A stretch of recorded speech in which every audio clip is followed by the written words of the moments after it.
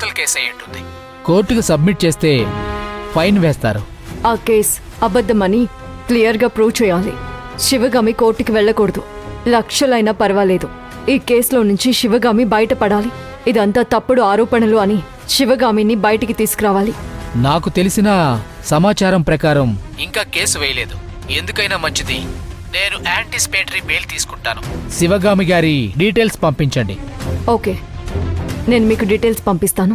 అర్జెంట్గా స్టేషన్కి వచ్చేయండి, నేను కూడా వస్తున్నాను. వదినా, ఇలాంటి టైంలో స్టేషన్కి వెళ్ళటం కరెక్ట్ కాదు. కావాలంటే నేను వెళ్తాను.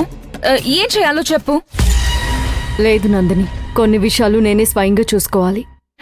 సరే వదినా, నీ ఇష్టం, కానీ జాగ్రత్త.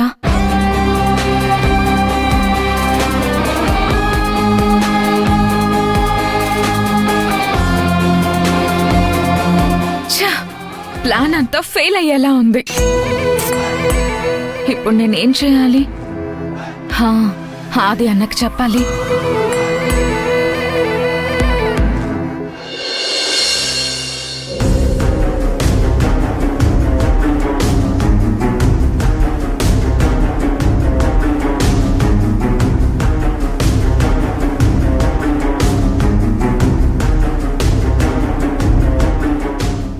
మీరింత పెద్ద ఫ్యామిలీ అయ్యుండి బుద్ధి జ్ఞానం లేకుండా ప్రవర్తిస్తారా?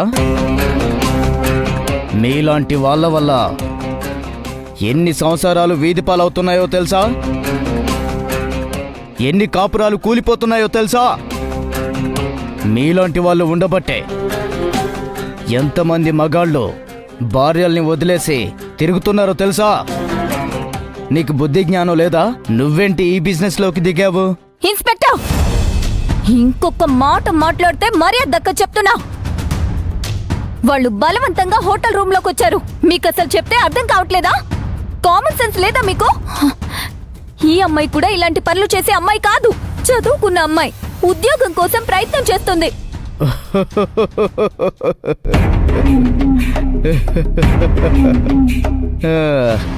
అయితే పాకెట్ మనీకి డబ్బులొస్తాయి, నువ్వు ఇందులోకి దిగితే బాగా ఎంజాయ్ చేయొచ్చు, బోల్డ్ అంతా సంపాదించుకోవచ్చు.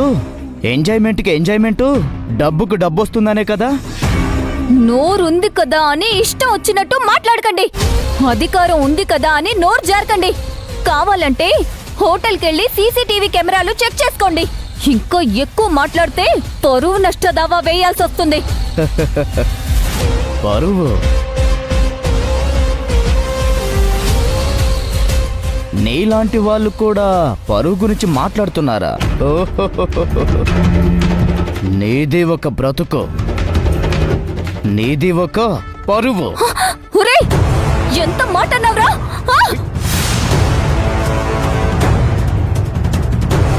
హే, మరీ మితిమీరి మాట్లాడుతున్నావు. ఎంత లంచం ఇచ్చారు ఇలాంటివి చేయడానికి?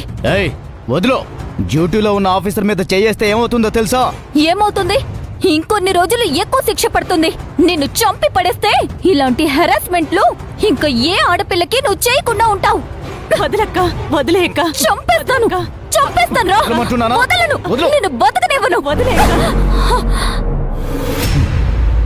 మీరెళ్ళి దాని సంగతి చూడండి, 4 తగిలించండి. హేయ్, ఎవరైనా సెల్ ఓపెన్ చేసి లోపలికొస్తే అందరి సంగతి తేలుస్తాను. మీరు ఆడవాళ్లే కదా, మీకైనా ఒక ఆలోచన లేదా? మీ ఆఫీసర్ చెప్తే చేసేస్తారా? ఒక ఆడది ఇలాంటి పని చేస్తుందో లేదో ఆలోచించుకోరా? అసలు మీకు ఆడపిల్లలు లేరా? ఒక ఆడదాంతో ఇలాగేనా ప్రవర్తించేది? అలా దూరంగా నిలబడి మాట్లాడడం కాదు, వచ్చి నా సెల్ దగ్గర నిలబడి మాట్లాడు. రా, దగ్గరకొచ్చి మాట్లాడు. ఏయ్, నువ్వు మరీ అతి చేస్తున్నావు, చాలా అగ్రెసివ్గా ప్రవర్తిస్తున్నావు. నీ మీద రకరకాల కేసులు పెట్టి బయటికి రాకుండా చేస్తాను. హే, ఏం చేస్తావో చేసుకోపో. మీరు మాత్రం లోపలికి అడుగు పెడితే ఏమవుతుందో నాకే తెలీదు. నేను ఎంతకైనా తెగిస్తానో ఆలోచించుకోండి. నిన్ను కోర్టుకు కూడా పంపించకుండా ఇక్కడే ఉంచుతాను. నరకవేంటో చూపిస్తాను.